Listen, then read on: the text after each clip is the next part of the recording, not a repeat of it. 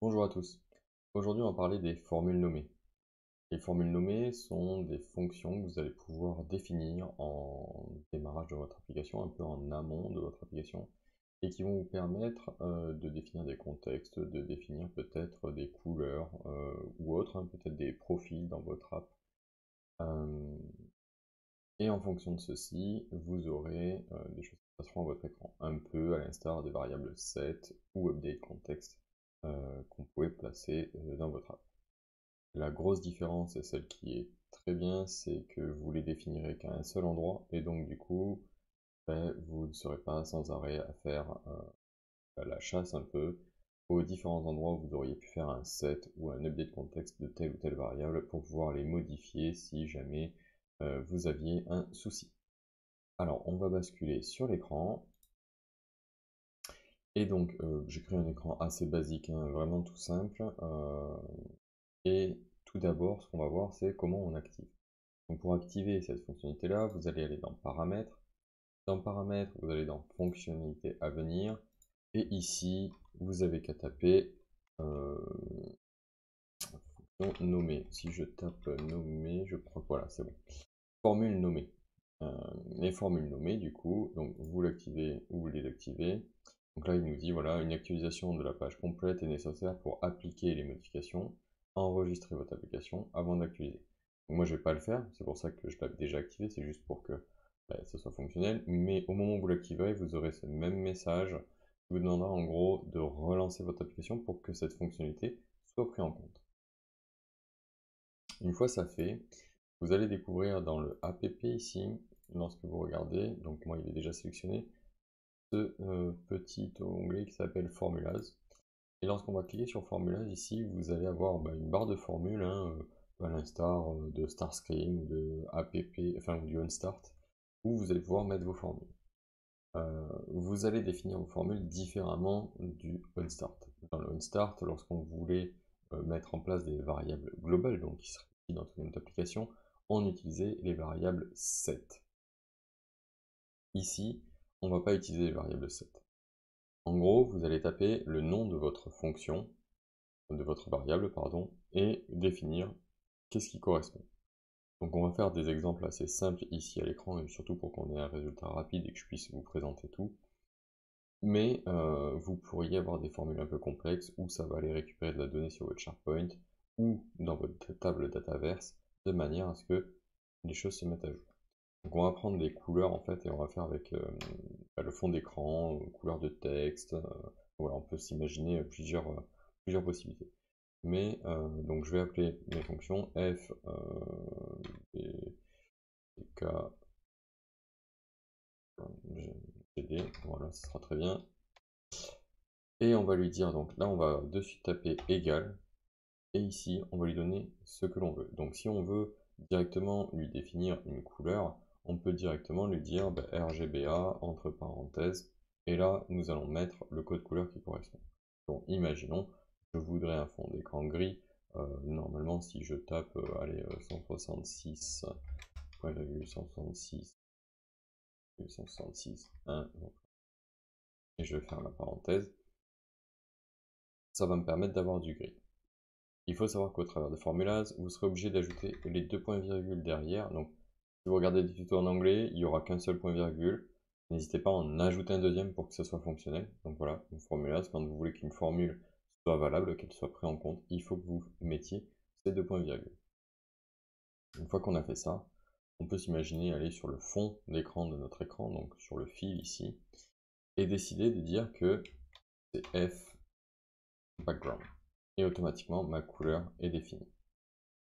À partir de là, en fait, rien de sorcier, il s'appuiera toujours sur ces couleurs-là. Ce qui veut dire que si je vais dans mon app, dans mon Formulas, et que je décide que ma couleur ici soit un 255.10.85, automatiquement, la couleur de fond d'écran est modifiée. Et est valable du coup dans toute votre application, tout est fait de suite à partir de là. Qui est quand même très pratique au lieu d'avoir peut-être des sets un peu partout et de devoir modifier les sets que vous auriez pu positionner à différents endroits. Vous avez la possibilité aussi d'attaquer du coup du SharePoint ou une Dataverse. Donc dans mon exemple, on va faire du SharePoint pour que ça s'adapte un peu plus à tout le monde. Et on va récupérer en fait une couleur en hexadécimal parce que si je mets un RGBA dans une liste SharePoint, ben, en fait je vais avoir une donnée texte RGBA et je pourrais pas le traduire. Donc ici, on va utiliser une fonction qui s'appelle color value et qui permet en fait de transformer un hexadécimal en RGBA pour votre application. Donc là, on ouvre et on ferme la parenthèse de ce color value. Et ici, on va faire un lookup du coup de ma liste SharePoint qui est du coup liste éléments. Et je vais lui dire que je veux que le titre soit égal à son écran. Et du coup, je l'ai déjà défini. Et je vais lui demander de me ramener pardon, la couleur. Donc voilà, automatiquement, ma couleur que j'avais dans mon SharePoint est bleu, du coup, ça fait ceci. Si je vais dans mon SharePoint, du coup, je regarde, voilà, j'ai un code hexadécimal. Si ici, je modifie mon code hexadécimal et que je le fais passer tout bêtement, on va dire à DD45 et 8, pas du tout ce que ça donne comme couleur, on va découvrir ensemble. Lorsque je vais rafraîchir en fait ma liste, hein, donc faire un rappel à la liste, automatiquement la couleur change. C'est quand même bien pratique et on peut s'imaginer faire évoluer les couleurs dans le temps de votre application juste parce que le client à qui vous avez développé cette application, au début il la voulait bleue, demain il la veut rouge, il met son code hexadécimal de son rouge et ça va remplacer tous les bleus qu'il y avait dans votre application automatiquement. On peut bien sûr définir d'autres choses, hein, comme par exemple de la police. Hein. Donc on va faire un fPolice et on va lui dire que c'est égal. Et là on va lui dire je veux que ce soit égal à font. Qu'est-ce qu'on pourrait mettre? Ah si je vais mettre un Dantiscript, je crois que ça voit bien une grosse différence. Voilà, et je vais me mettre sur cette carte là et je vais aller dans police et là le font, je vais lui définir du coup cette police là. Donc f police. Et automatiquement, vous voyez, ça a modifié la police du texte. Alors, on peut l'agrandir un peu, hein, se dire. On peut d'ailleurs définir une taille aussi. On peut faire ça, on va refaire ça aussi. Hop là, je vais dans la PP. Ici, je fais ça. Et je vais faire F. Je vais appeler size parce que c'est assez simple. On peut mettre taille, hein, mais bon, voilà. Et ici, on va définir que le chiffre, c'est 42. Bon, allez. Et je ferme derrière. Ce qui fait qu'automatiquement, si je me mets là et que je fais ça, je vais pouvoir mettre un F size, hop là, et automatiquement ma police est passée à 42 comme vous pouvez le voir à droite. Donc plutôt pratique. Donc voilà, les formules nommées vont vous aider en fait à centraliser vos variables, à les mettre à un endroit précis. Je sais pas du coup si on le met plutôt côté astuce ou côté tutoriel. Le fait est que je pense que les formules nommées vont être très pratiques et très utilisées dans le futur. Elles sont là pour faire gagner du temps en termes de chargement de vos applications, pour éviter que votre OnStart soit énormément chargé. Et en plus de ça, ces fonctions nommées seront appelées qu'au moment où elles seront utilisées.